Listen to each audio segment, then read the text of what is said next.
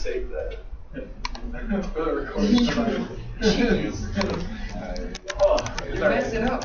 Still have a count left. It's not alcohol. That's right. Like bringing a Dr. Pepper. Sure it is. Beer in the name. Okay, guys. As Ben just noted, I will put a link here in this list of links to the examples that I'm doing in class, which I keep in under the web page. So it's actually the stuff that I did last time is actually there. Oh, come on. House.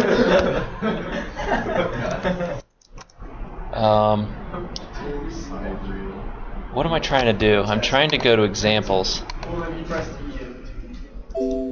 Oh, so you can actually explain that? I have no idea why it went to a house website.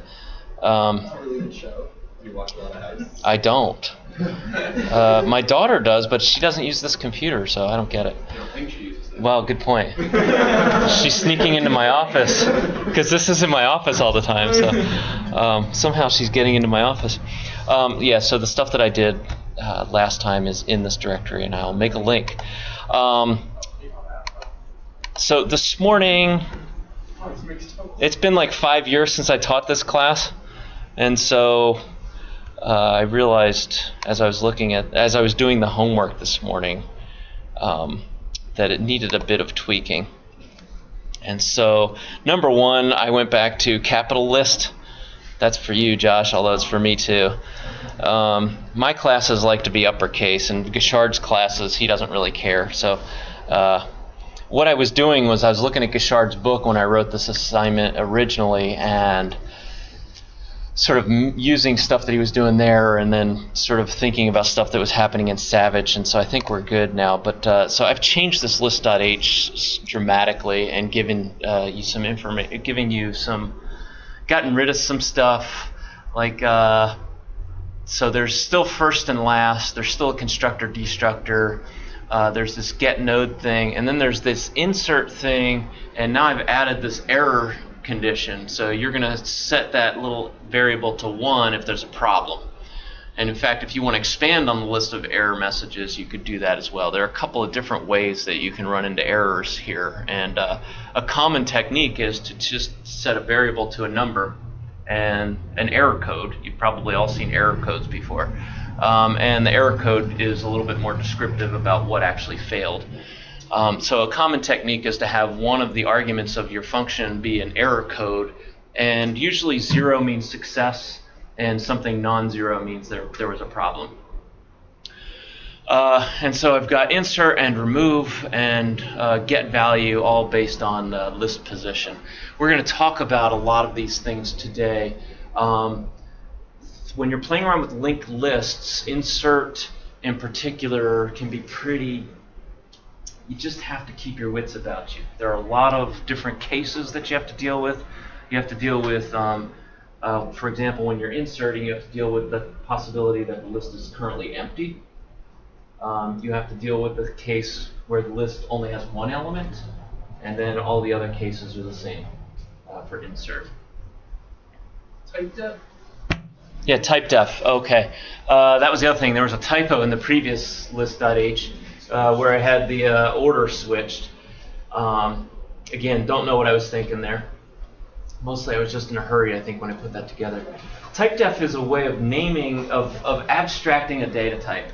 So this linked list is designed to hold some piece of data in each node.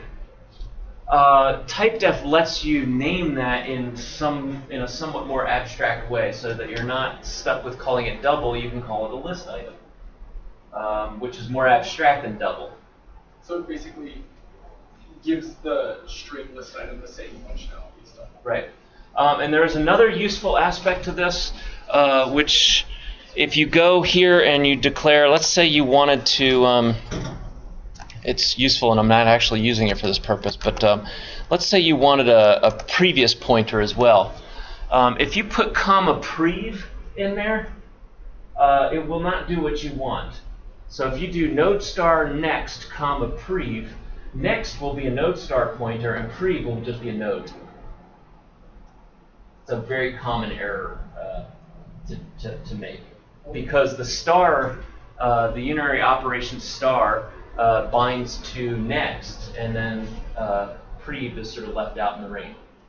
So if you want to be able to list a whole bunch of pointers on the same line, what you can do is type def node star, and you can say like type def node star node pointer, and then you can do node pointer and then next prev top, bottom, left, right, however many you want, and they'll all be node pointers.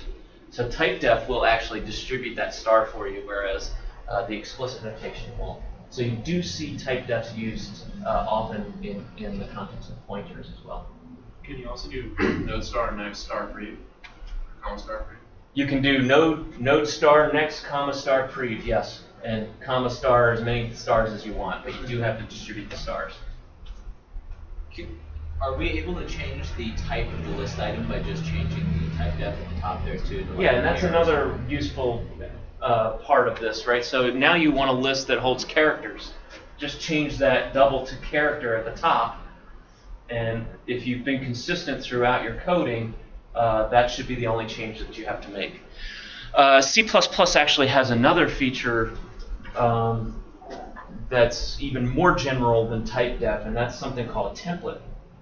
So C++ lets you write classes and functions using template notation, and we'll talk more about that later. It's actually a peculiar language. It's a peculiar language feature to C++. I don't know of any other languages that support templates. And one of the difficulties with templates is it makes it really difficult to write efficient compilers. The C++ compiler has been around for many years now and is getting very efficient. But one of the real hassles, I think, with compiler development was the existence of this template feature, which, again, I'll talk about later. So because I've made so many changes to list.h, and I knew at least one of you had started working on it, I pushed the due date back on this thing to next Friday. My plan is to talk about in detail some of the implementation issues that you'll run into when you do this. The fact that you're doing statistics on this collection of numbers is really pretty irrelevant. I don't care about doing statistics. What I care about is manipulating linked lists. And this is just a toy problem to get you to go through a list and say sum up all the values. I don't know if I asked for max and min, standard deviation, all that sort of stuff. So yeah. For when we eventually write our program and like we create a text file, I assume, to test it, do you want it to be tab delimited, comma? How do you? I want it one number per line. Okay. One number per line, or numbers separated by spaces are equivalent for the context that we're using here. But one number per line is easiest. I've got some readings up there. Savage 9.1 and 9.2 is really just a review, and I use the word review loosely, a review of pointers and pointer notation. I will continue to talk about pointers today. And then Gishard 2.3 through 2.5 is really just a continued discussion of linked list implementations. So I'll leave that to you. Any questions before I get into talking about linked lists?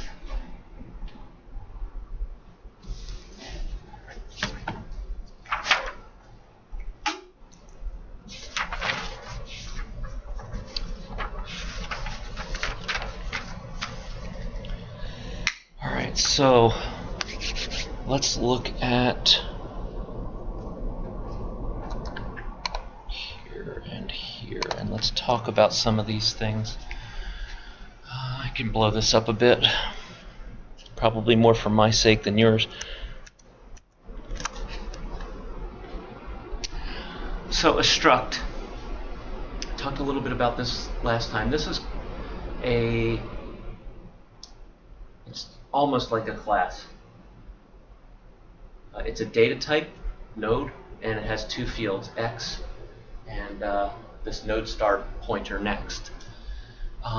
If I actually had an honest-to-goodness node, if I declared a node, and node, I could get at the x field with the dot operator, n dot x, and I could get at the next field with the dot operator, n dot next. However, we rarely use actual nodes in this program. 99.9% of the time, we're using pointers to nodes. So that gets me to the first bit of notation that I think you've seen, but I want to at least formally define for you. Sure. Yeah. If you did the type def on a node, and so then you could use the dot notation, would the pointer notation still work, or would that break? Like the arrow and the greater than. If you did it as a node and not as a pointer, and you use the arrow notation, it'll fail. Okay. Because what the arrow notation is it's a combination of the dereference operator and the dot operator. And what you'll be doing is dereferencing something that's not a pointer. And it'll throw some kind of error to that effect. Still haven't looked up the name of that operator. Anybody? Anybody?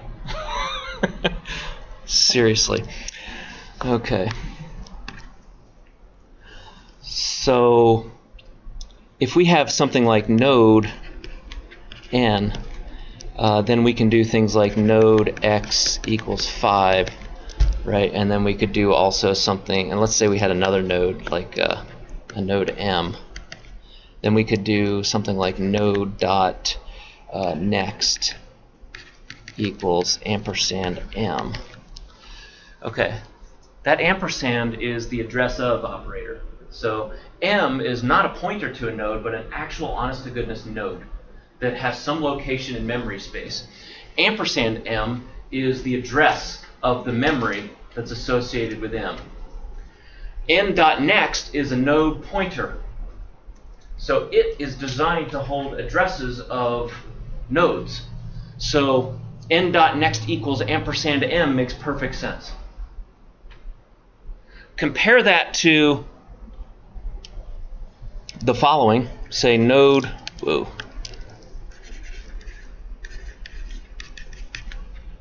Let's do node star n and star m. So now both n and m are pointers to nodes. So at the moment, there are no nodes. There are only pointers to nodes. So this statement here actually allocates space for two nodes and refers to them using the identifiers n and m. This guy down here, in a way, it gives you the identifiers for the nodes, but it doesn't give you the nodes. And so if you want the nodes, how do you get them? I have to use the new operator to actually ask the system for space for these nodes.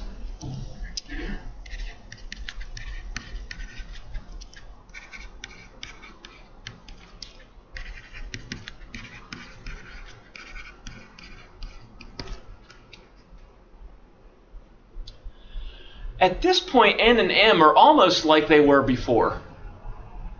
There are now two nodes that are somehow associated with the identifiers n and m, but the association is different. In the first case, they're associated directly. In the second case, they're associated by reference. So now we can do things like this.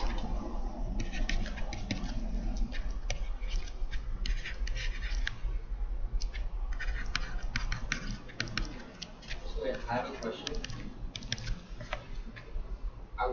When you originally showed us, like on the list.h file you were having, you had this struct node, and then within that structure body you used node star. Yes. The reason you were able to use node star, even though you're defining node, is because it's just pointing to what it.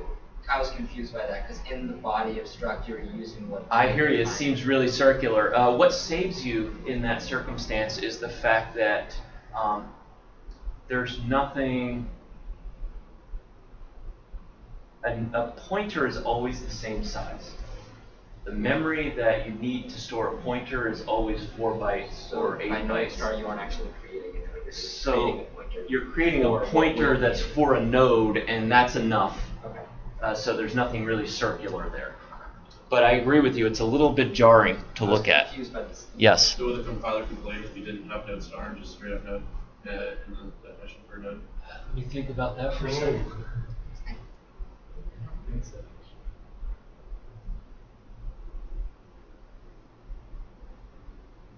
So then I'm running, and I declare a node. Yeah, I think it would blow up, yeah. Because it would get recursive. Yeah. Yeah. Size of node depends on the size of node. Exactly. You need a star. And I can't tell you what that compiler error would be, or whether the compiler would catch it, or whether when you tried to run it, it would just go segfault. So it'd be worth testing on some computer that doesn't matter.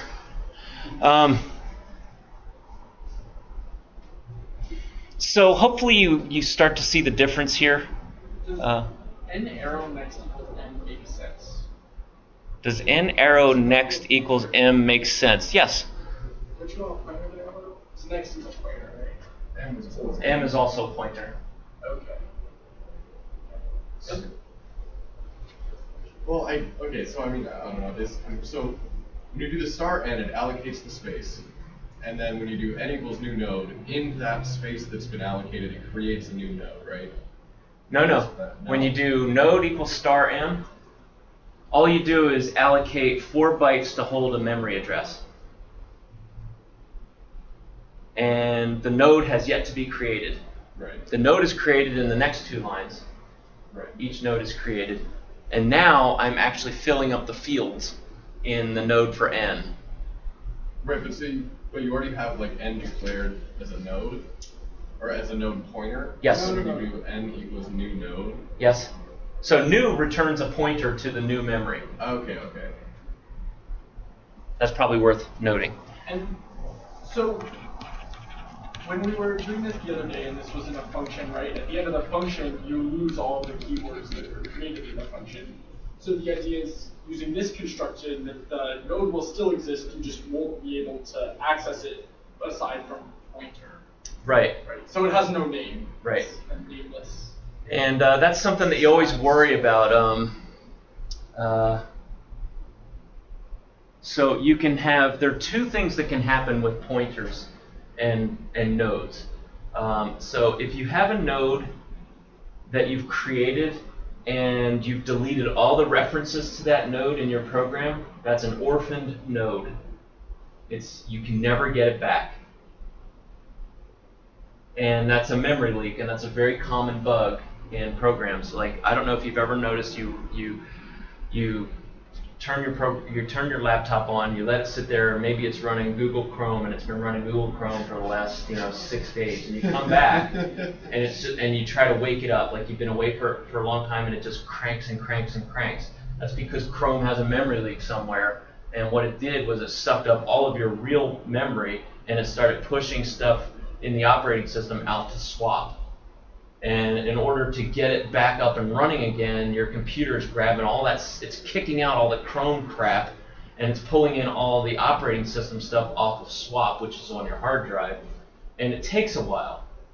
And that's a memory leak, and pretty much every large software program that you use has memory leaks. It's just a fact of life. So with the garbage collector.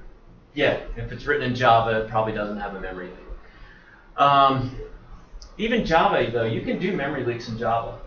You would not believe it, but you can. And it's not that hard to do memory leaks in Java, so I take it back. Even Java programs can have memory leaks. Okay, so you can orphan a node, and then the other thing that you can do is delete a node while you're still referencing it. And that's called a dangling pointer. So now the pointer is there, but it's not pointing at anything meaningful. And we'll use both of those terms. And you're going to run into both of those issues as you program, sadly. And programming with pointers is pure misery at times. So new returns a pointer. I store the pointers. So new says, hey, operating system, I need some memory. Operating goes and clears out some memory, and what does it do? It returns the address of the first byte of that memory. And you store that address in N, you store that address in M. Now the arrow notation only works for pointers. It dereferences the pointer. So when you dereference a pointer, what you're doing is taking that thing and turning it into what it's pointing at. So another thing that I could do equivalently,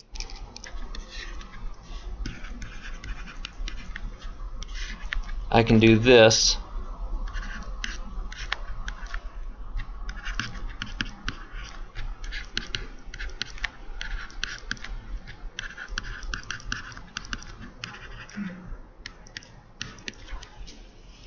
And this is a dereference followed by a member select. And I know member select is a Java term, but dot operator. So they're equivalent. Star and then dot. Star followed by dot is the same as arrow. So the star is... So star takes N and turns it into an actual node. And then dot is now accessing the field in that node. And the arrow notation, I mean, just makes so much sense once you get used to it that that's what most people use. And I suspect I don't need the parentheses there around the star N, but I put them there for clarity. I think you do, actually. Really? Yeah. I thought star was a high precedence. I feel like it Okay. Again, these are the little questions that you can test really easily by just writing a program. All right, so there's a brief introduction to her brief review of star and pointer notation. Let's look at list again. So I want to just briefly talk about each of these member functions in turn, starting with the constructor. The constructor is going to build an empty list. It's not going to be very complicated. What do you think is going to happen in the constructor? It's actually not even going to make head. Head's already declared, sets head to null. So setting head to null is our signal that this is an empty list.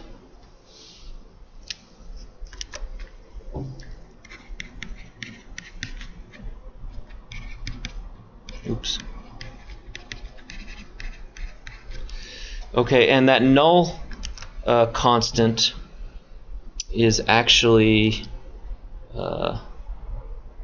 defined up here in C standard def. So if you don't include that and you use the word null, it'll yell at you. Alternatively, you can use 0. Yeah? I mean, I don't know, but how come null just isn't included here? Like, why do you have to specifically include the standard? I think that's an excellent question. I mean, null is part of C. It's a recognized macro in C. It's not clear to me. There was a time when null was recognized in C++, and then they got all crazy about namespaces and variables and stuff about 10 years ago, and I'm still not used to using namespace standard. Like, I still forget that 99% of the time, because 10 years ago you didn't have to do that. But the standard evolves. The people that write the compilers get more strict about enforcing certain rules, and some committee somewhere decided that this belonged in C standard def. Yeah. So that's going to be the signal for an empty list.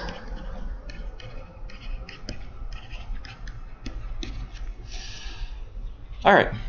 What's this guy going to do? So tilde list is the destructor. Most of the time in your C++ careers, the destructor has not been relevant at all. Now it actually matters, because whenever you allocate memory, somewhere in your program there has to be a deallocation of that memory. Otherwise, you get a leak. So the destructor is going to go and look at the list, and if the list has stuff in it, it's going to traverse the list and delete the nodes one by one.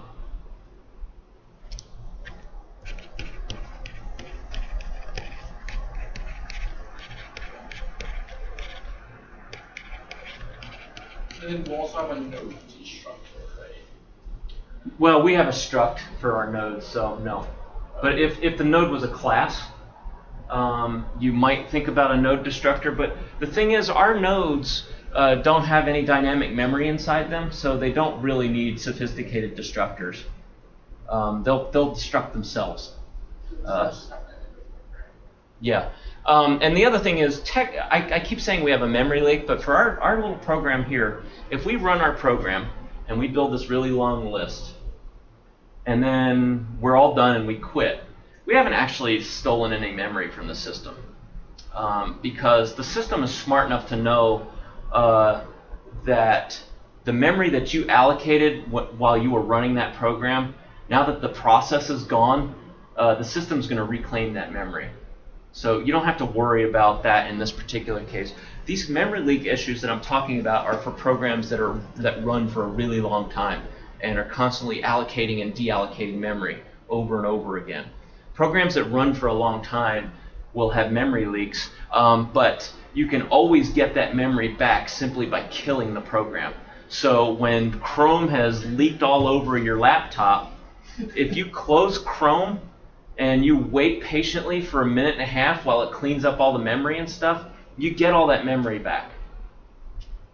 Because all modern operating systems are going to associate that memory that was allocated during this process with a particular process number, and when that process number goes away, all the memory that was claimed by that process is going to be returned to the heap. Okay, so we have to traverse the list and delete nodes. I think it's worth doing this one. So let's do list.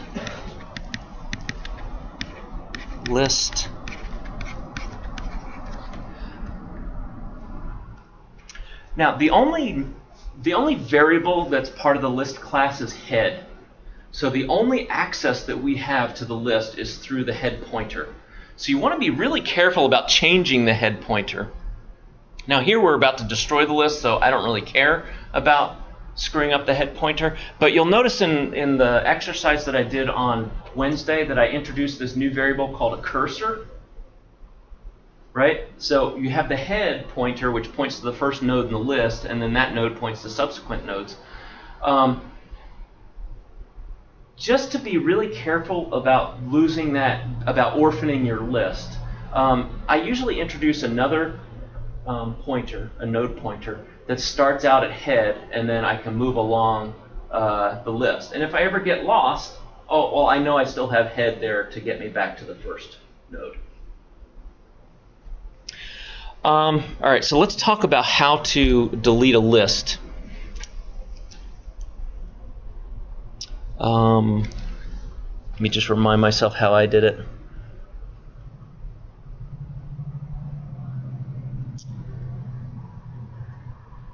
I'm trying to figure out if I actually need this extra statement. Well, I'll write it and I'll see if, since I just wrote this morning, I'll write it and I'll see if you guys can make it more efficient. So, sort of by habit, I tend to check first if head is null.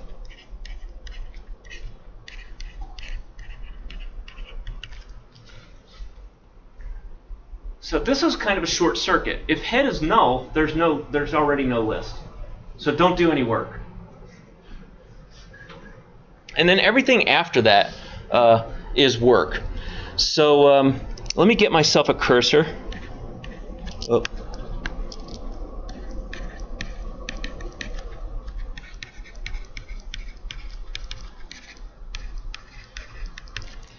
So I declare a node star cursor, and I set it equal to head. So now head is whatever it is, and cursor is pointing at the first node. And I do something like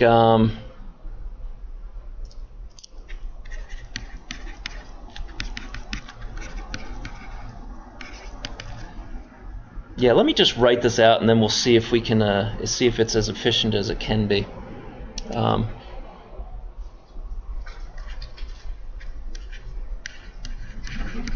This isn't really necessary, this step right here, but I'm putting it in there.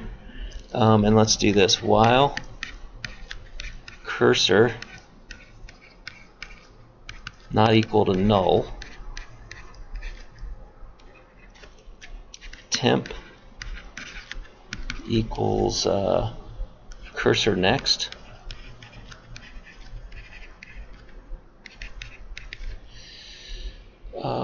Let's see here. Delete cursor.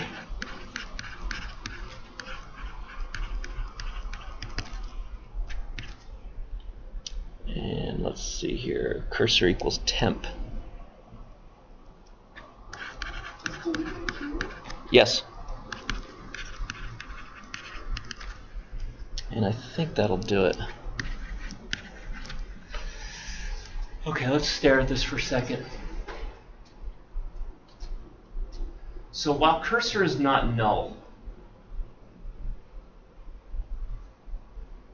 so cursor starts out its head. We know by our little short circuit at the top, which I suspect is not necessary, we know by our little short circuit at the top that cursor is not null, so this is going to traverse at least once. So let's let it traverse it. Let's let it go once. So we go into this thing and we set temp equal to cursor next. Now that may be another node, or it may be the end of the list. So it may be some address, or it may be null. So sitting in temp is whatever the next pointer is, the pointer to the next node. Now delete cursor goes and deletes the node that's sitting at that memory location. And then cursor equals temp advances the cursor.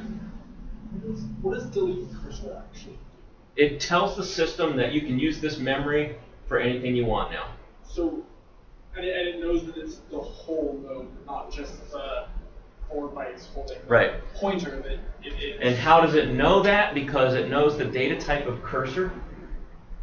It knows the data type from up there, node start. So it says, I'm going to delete this many bytes starting at this memory location. And it's not actually deleting anything. It's really just updating what's called the heap in the operating system. The heap keeps track of all the available bytes, and essentially it's returning those memory addresses to the heap.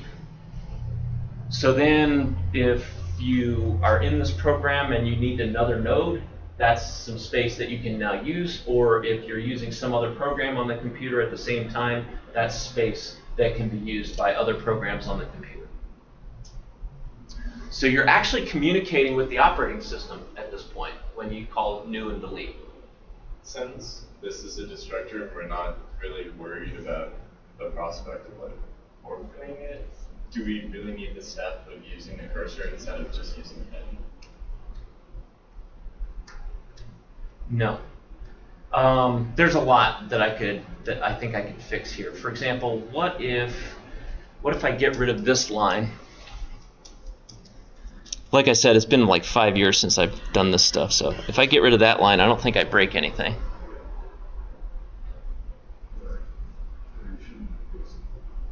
It kind of goes for unnecessary work though, because it creates the cursor variable. There is that. Maybe that's why I put it in there. It also means you have to check it every time, so that's actually what makes sense. But it's not going to do that much extra work. It's going to do It's going to do 2 declarations, 1 assignment, and then it's going to stop. But yeah, it is more work. And you know, if you're going to be destroying a lot of lists, building and destroying a lot of lists, that could matter. So yeah, I suppose it depends on your application. Now, do we need a cursor? I'm pretty sure we need temp. You can use head as temp, or get rid of temp. But you can't set head equals head next. Oh, I guess you could actually. You have 3, you need to incorporate that. That's true, actually. So I could get rid of cursor. So let's do that. Yeah, like why set head to null and then create a new variable?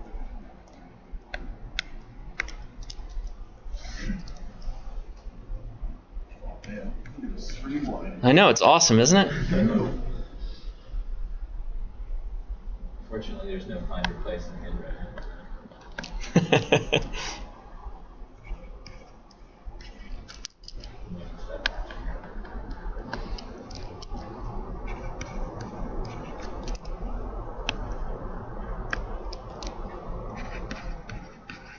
Do you post these notes to your team? No, I don't. I'm not sure how valuable they are. They're pretty, anyway. I think that would do it, wouldn't it?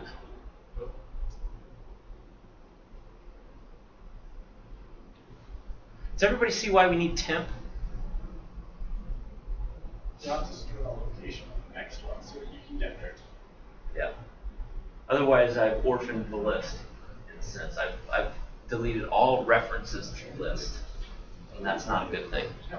Going around deleting things by memory location, could you actually like screw up your computer doing that? Or are there like internal checks against deleting your operating system off? This has been, I mean, you know, I could go off on a long tangent here, but this is something, it's why Mac switched to Unix, for example, because Unix started out as a multi-user network operating system from day one. And so the issues that Evan are raising here are issues that the developers of Unix had to deal with from day one of the operating system. Windows started out as a not networked, not multi-user system. And what they tried to do was just sort of attach like patches to it and maintain backward compatibility starting in about 1985 maybe was the first version of Windows. And they started just, and you can see the result. The operating system is a total train wreck. And it has all kinds of security problems, and one of the big security problems is exactly what Evan described. If I know the address of some important piece of information, I can write a simple little program in my non-privileged user space and go out there and put whatever I want out there on the operating system that maybe can elevate privileges or what have you. Really common kind of attack on Windows. They've gotten a lot better, but Unix, hell, it was probably like 6 months into the development of Unix they figured that out, and you know, you can't get into kernel space from user space in Unix because that's privileged memory. Kernel space being what the operating system Right, is. exactly. And the whole thing is built with permissions and security measures and all kinds of stuff. And Unix is not perfect, but it's a hell of a lot better than Windows in that regard. So it's more like closed then. There's more like restricted area. There are privileges built into almost every resource in Unix, and they are not built into Windows in a way that is from the ground up. And so, to answer your question, no, I can't just reach into the operating system memory and tweak it in Unix. And you can't do it as easily as you could in Windows anymore either. Okay, let's carry on here and look at another. So there's how you delete.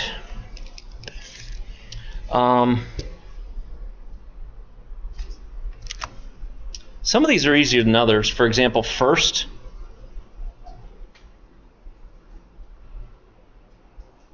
That's a one-liner, right?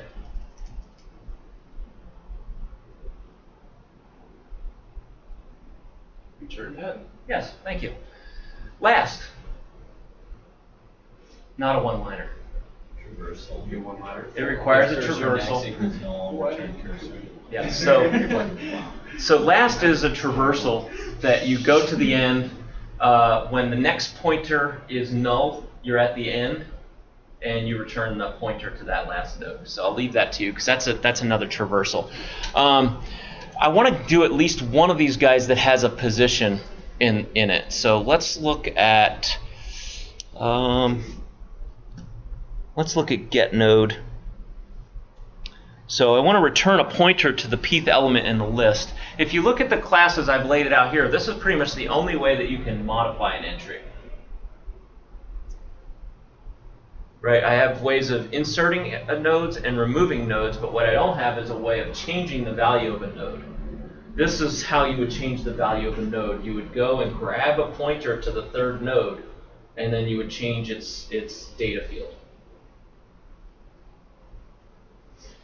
This is somewhat dangerous and not, I don't think this is really a great class design, because one of the things it would do is it would allow users of your class to break the linked list in a way that you might not want, because they can go and grab that pth node and move the next pointer in the pth node, and then you've lost access to the remainder of the list if you're not careful.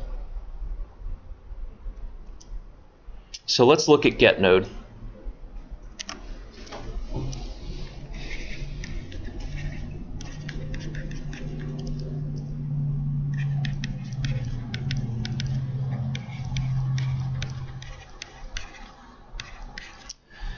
All right.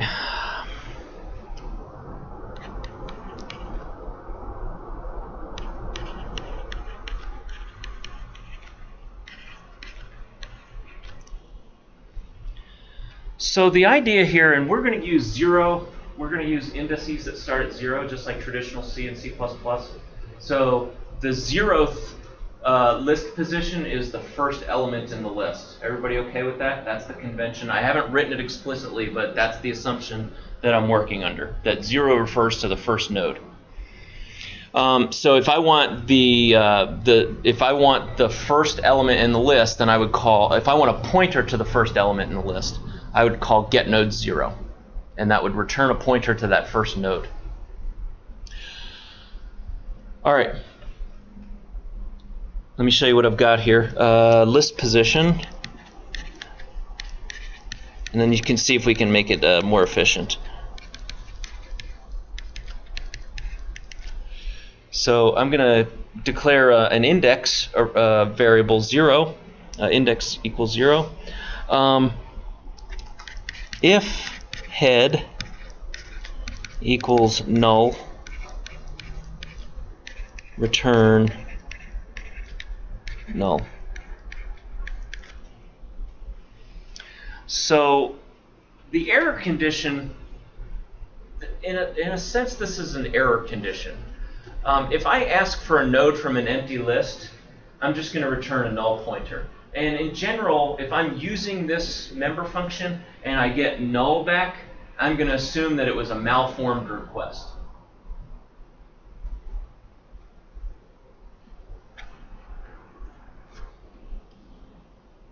Okay.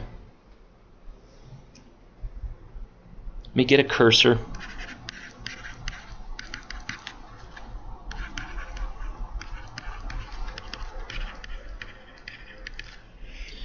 And let's do a traversal.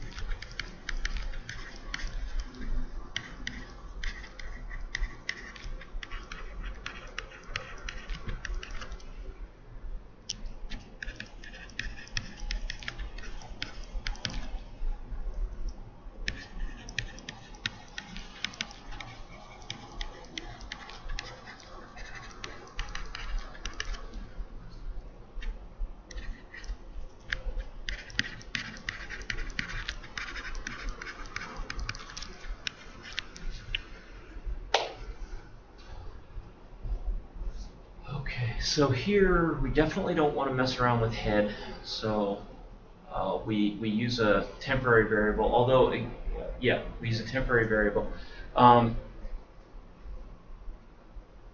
We start out at the head. We have this short circuit thing, and I probably could reverse the first 2 lines and move the list position declaration to after the empty list check.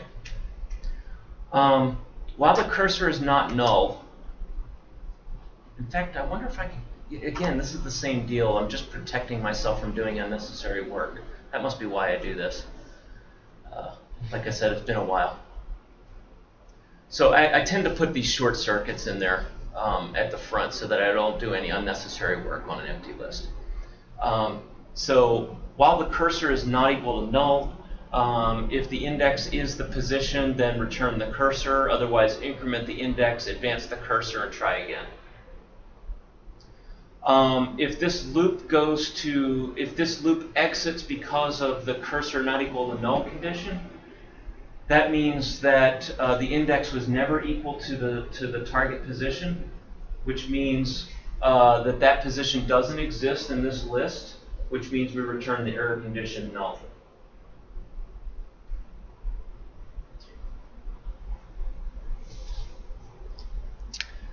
Questions about this guy? All right, Jamie? Well, I was just, what about for the out of range? How do we probate? This'll get out of range. I mean, that's essentially all it gets. Yeah. Oh, the comments for what it's supposed to do are above, not below. Yes, that's right. Yes. Also, I'm trying to think what happens if you give an index or a list position less than 0. Same thing. That equality never happens. What? Okay, if p is like -2. Then the index will never equal -2. The loop will run to completion, and you get null. Oh, but it does a full traversal anyway. It does a full traversal, which is kind of annoying. There are definitely probably better ways to write this, but let's move on. Also, hopefully your user is going to enter negative. Yeah. Yeah, the user probably deserves what he gets in that context, but. And if you're the user, then you definitely.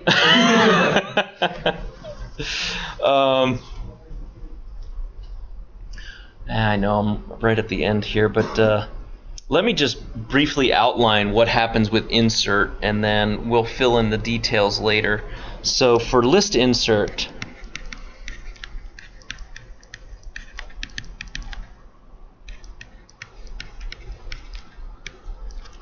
and I'll leave off the arguments and so forth. There are lots of cases here. So if the list is empty and the target is out of range,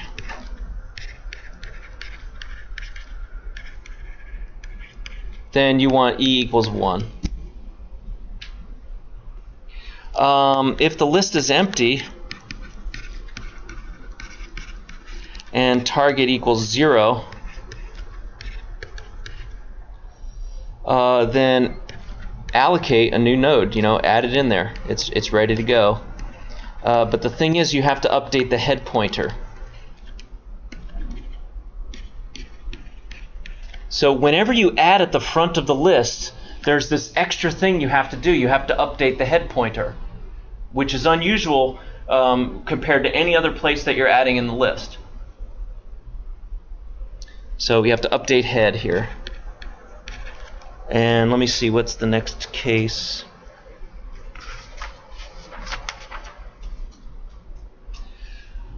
If the list is not empty,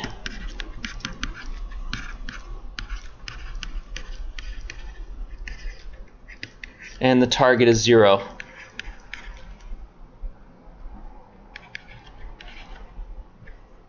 then allocate, and again you have to update head.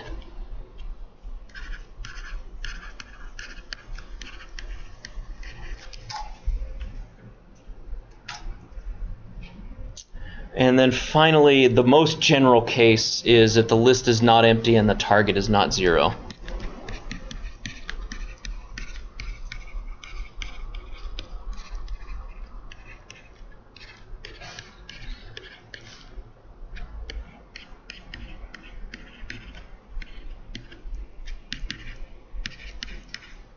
And when you're doing this, the idea is if I'm going to insert an element at, say, the 3rd position, then after I'm done, that element is the 3rd element in the, sorry, if I'm going to insert at the 3rd position, p equals 3, after I'm done, that element is the 4th guy down, 0, 1, 2, 3. So whatever was at the 3rd position is now at the 4th, and everything at that position and down increments its position by 1. That's how we're choosing to do it. There are other ways that you can choose to insert, but that's how we're going to do it. So if I say insert at 3, when I'm all done, that element is sitting at index 3 or position 3. Yeah. When they don't, each of the nodes doesn't actually keep track of its position, right? So Right. So all we're dealing with is the pointers. Yes. Okay. Yes. You could make a much more sophisticated list that kept track of all this stuff, but I'm trying to keep it simple so that you're kind of rolling your own. This is, you could do things that make it more efficient, but again, we're just trying to get comfortable with pushing around these nodes and these pointers. So I'll talk more about this on Wednesday. Enjoy your long weekend, and I'll give you a heads up if I change list.h anymore, but I think it's near its final iteration.